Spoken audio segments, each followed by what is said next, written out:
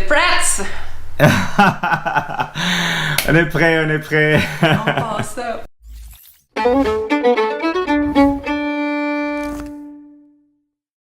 Bonjour César, comment ça va? Salut Jean-Pierre, ça va bien et toi? Ça va très bien, merci. Très contente de t'avoir aujourd'hui. Merci beaucoup d'avoir accepté l'invitation. Non, merci à toi de m'avoir invité. Ça me fait plaisir d'être ici avec toi. Excellent. Est-ce que tu peux peut-être commencer par te présenter? Les gens ne te connaissent pas sur ma chaîne. Qui es-tu?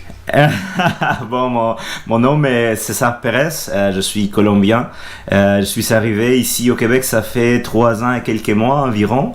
Je suis venu comme travailleur qualifié et avant de venir ici, je savais rien du français. C'est ici que je l'ai appris, donc c'était un défi pour moi. Super, ben oui. Puis qu'est-ce que tu fais dans la vie? Je suis soudeur. OK. Je suis soudeur et en plus, je fais des vidéos sur YouTube, donc on dirait que comme un créateur aussi de contenu. Est-ce que tu peux nous parler de ton projet? C'est là que je m'en allais. Tu as monté une chaîne YouTube un peu pour documenter ton expérience, c'est ça? Oui, c'est ça, justement, je voulais comme montrer aux gens comment ça se passe la vie ici en tant que travailleur qualifié et en tant qu'hispanophone et comment ça marche, l'apprentissage de la langue, l'intégration, la culture. Donc, j'essaie comme de montrer toutes ces choses aux gens, à part de l'immigration, parce que je sais qu'il y a plusieurs personnes qui parlent de l'immigration. Ce sont des sujets que je aborde un peu, mais surtout la culture, la langue et les autres choses à part de l'immigration, parce que c'est pas seulement l'immigration, c'est juste l'intégration aussi. Mm-hmm. La culture, comment ça se passe ici, comment on fonctionne. Exactement, il y a un ensemble de choses qu'il faut prendre en considération à part l'immigration, à part seulement les démarches d'immigration. OK, c'est cool. Ben, tout le monde, je vais vous laisser un lien dans la description vers la chaîne de César si ça vous intéresse. Tes vidéos sont en espagnol, je présume? Oui, c'est en espagnol, mais je vais essayer de mettre des sous-titres en français pour que tout le monde puisse les voir. Donc, c'est comme mon deuxième pas, pouvoir mettre les sous-titres. Je vais le faire. Les premières vidéos ont des sous-titres, mais les dernières, je vais le faire. Okay. Je vais le faire bientôt. Super. Excellent. Brièvement, en quelques phrases, comment tu t'es retrouvé ici? Tu es venu comme travailleur qualifié, mais est-ce que c'est un projet que tu avais depuis longtemps ou... Ah non, c'est une drôle d'histoire parce que j'avais jamais pensé à venir au Canada, par exemple. Donc c'était comme une opportunité qui s'est présentée devant moi et un ami était ici et il m'a comme informé d'une offre d'emploi qu'allait faire une entreprise. Et il m'a demandé le CV, donc je l'ai envoyé et après ça, l'entreprise m'a comme appelé et ils m'ont dit est-ce que tu as envie de venir ici au Québec pour travailler? Je me suis dit oui, pourquoi pas, c'est un défi, je vais avoir la possibilité d'apprendre une nouvelle langue, probablement 2 et donc bon, on y va, donc c'est comme une opportunité qui s'est présentée, je l'ai pris et c'est comme ça que je suis arrivé ici. OK, wow, ça prend beaucoup de courage. Oui, c'est sûr. Super. Tu as dit que tu parlais pas encore français, fait que ton entrevue, ça s'est passé en anglais? En espagnol. En espagnol, OK. Je parle pas anglais. Wow, OK. Il y avait quelqu'un là qui parlait espagnol. Oui, Okay. C'est comme la personne en charge qui m'a fait l'entrevue et elle servait comme traductrice parce que la personne de ressources humaines, elle parlait en français. OK, génial. Tu nous as dit que tes vidéos parlent surtout de ton intégration, de la culture ici. Comment ça s'est passé, toi, de ton côté, ton intégration dans la société québécoise? Je dois dire que c'était pas facile. Il a fallu, premièrement, que j'apprenne la langue. C'était le premier pas. Et après ça, j'ai pu ouvrir les portes pour commencer à connaître, parce qu'avant d'apprendre la langue c'est impossible, surtout parce que j'habite dans un village très très très petit et on n'a pas comme la possibilité d'avoir plusieurs cultures ici. On a seulement la culture québécoise et la culture borzeron, qui est la culture d'ici. Et on n'a pas de choix. On a des amis latinos du Costa Rica, du Mexique et bien évidemment de la Colombie. Mais par rapport à d'autres cultures, on n'a rien.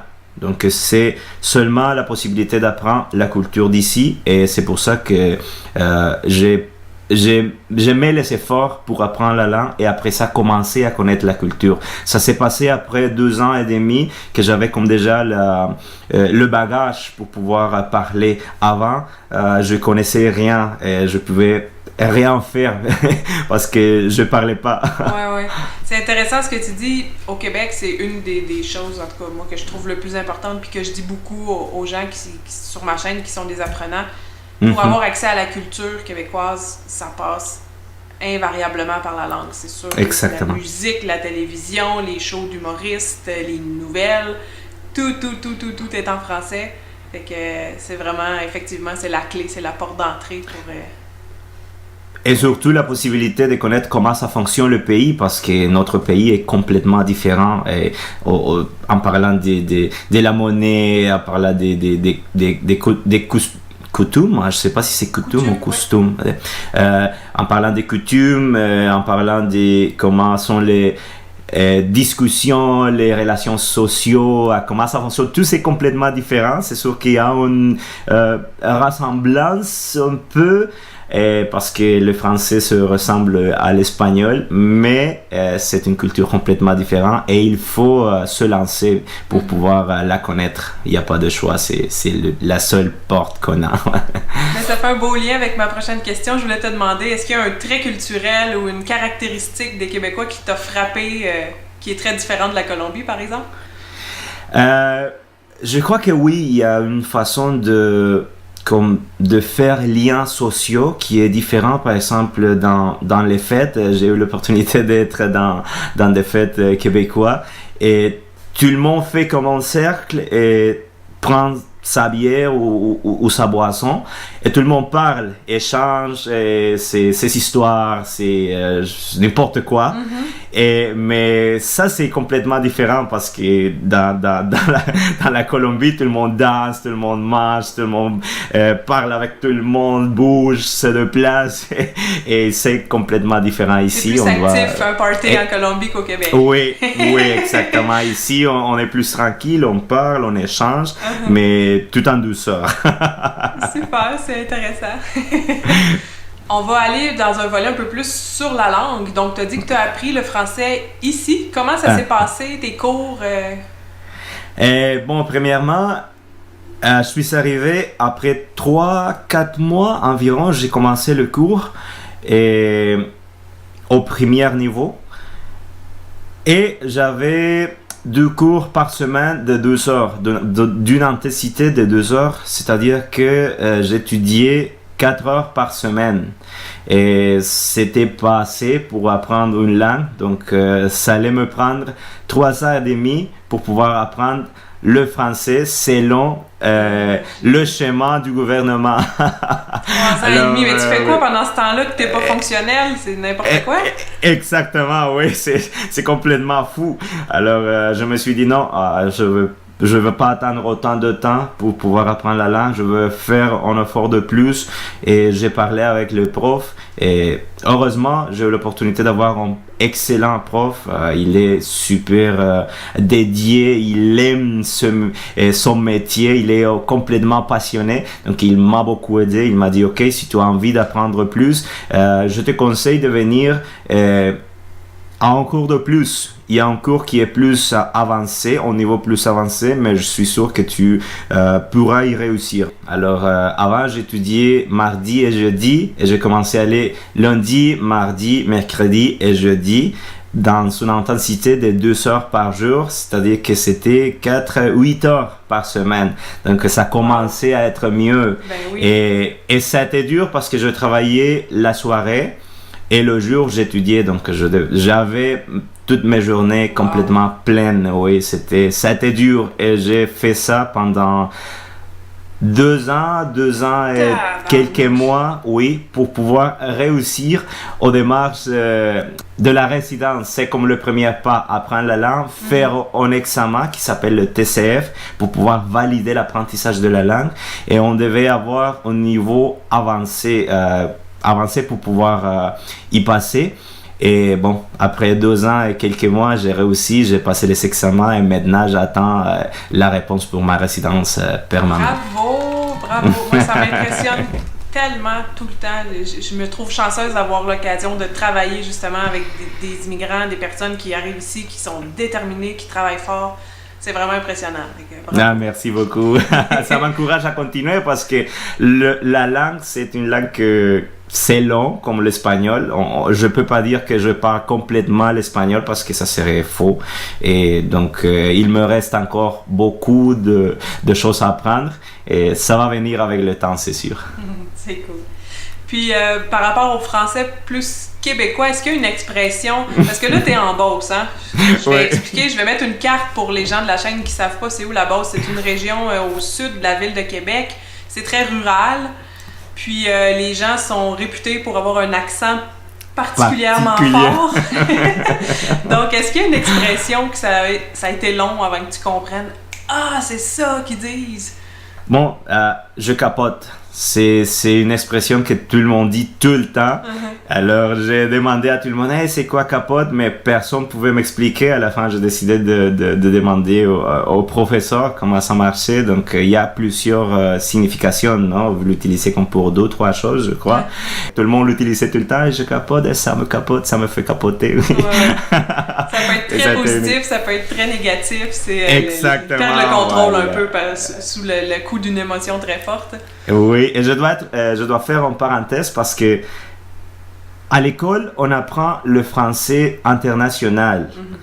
Mais au moment quand on sort à la vie réelle, et surtout ici en Beauce, on remarque qu'on n'a rien appris. Parce que l'accent c'est complètement différent, la façon de prononcer les mots, et surtout ici au Québec, et la façon de dire par exemple être, et vous dites être ou faire, et vous dites faire. Donc ce sont des choses qu'on arrive tout de suite à comprendre, mais c'est avec le temps, avec la pratique, avec la possibilité de discuter avec les autres personnes qu'on va pouvoir apprendre à connaître les différences et à les intégrer. Tout à fait.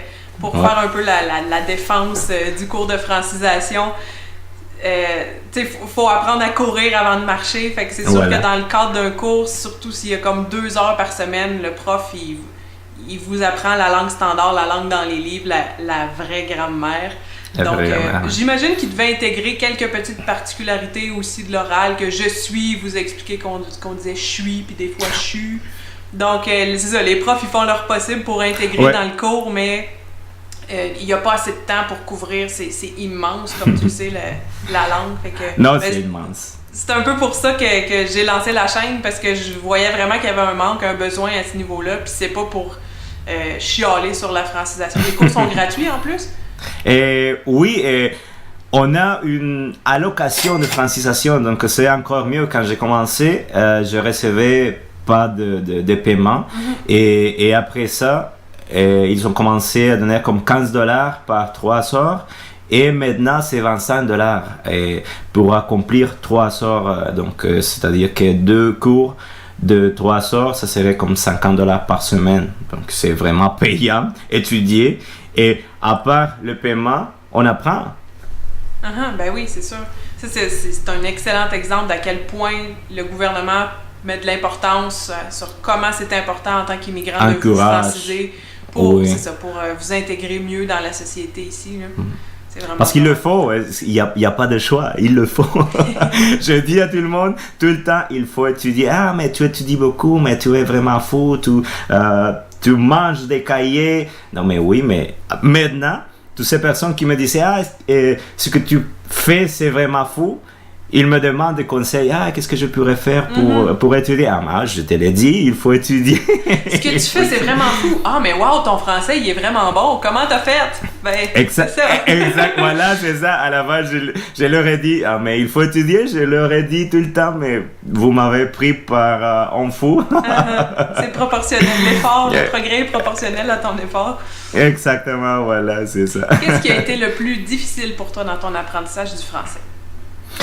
La prononciation. Je dois dire que ça a été la prononciation parce que on peut parler beaucoup, mais si on prononce pas bien, personne ne va comprendre. Donc ça a été la prononciation. Je dois mettre beaucoup d'efforts à bien prononcer, surtout parce que c'est complètement différent de l'espagnol. On n'a rien de pareil, c'est complètement différent. Et faire les sons, le nasal, les sons comme ça, j'ai dû beaucoup pratiquer pour pouvoir y arriver.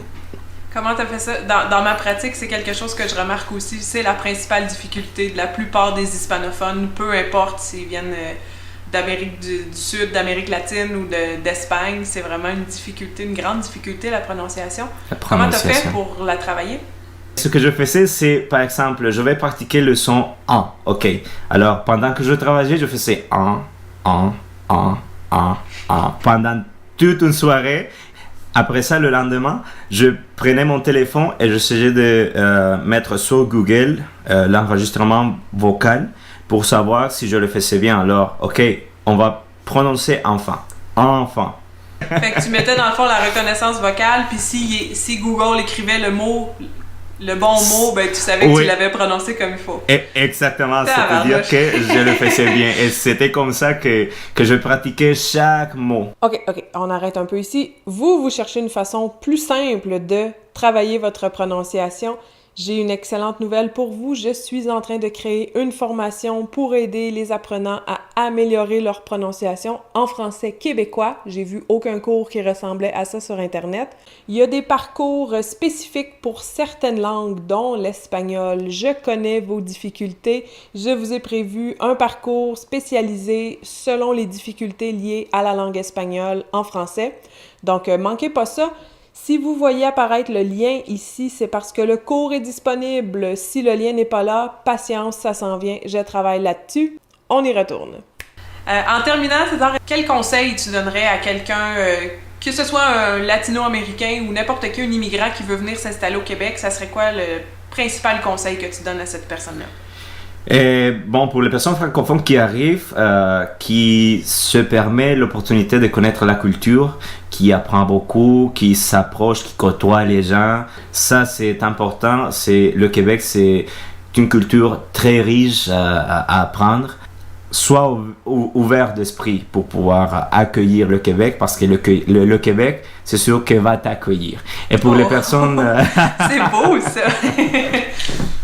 Et pour les personnes hispanophones, le premier conseil, c'est apprendre la langue. Ça va ouvrir les portes pour faire le reste. Le reste va venir si tu apprends la langue. Donc, apprends la langue et ça va te donner un chemin géant pour pouvoir t'intégrer et pour pouvoir connaître tout ce qui y a en rapport au Québec. Super! Merci beaucoup d'avoir accepté de me rencontrer. Les gens, je vous rappelle que je mets un lien vers la chaîne de César si vous êtes curieux d'en apprendre plus sur son intégration, son processus en tant que néo-beauceron. Oui, voilà, c'est ça. Donc, merci beaucoup, puis je te souhaite une très, très bonne fin de journée. Merci Geneviève, merci à tout le monde et donc on se reparlera. Salut, bye bye. À bientôt. Voilà, c'est tout pour cette entrevue. J'espère que la capsule vous a plu. Si oui, mettez-moi un petit pouce, partagez à vos collègues qui voudraient venir s'installer au Québec ou qui s'intéressent au français québécois. N'oubliez pas de vous inscrire à la chaîne pour ne rien manquer sur le contenu en français québécois et sur la culture du Québec. Et sur ce, moi je vous dis à très bientôt pour une autre capsule. Bye bye!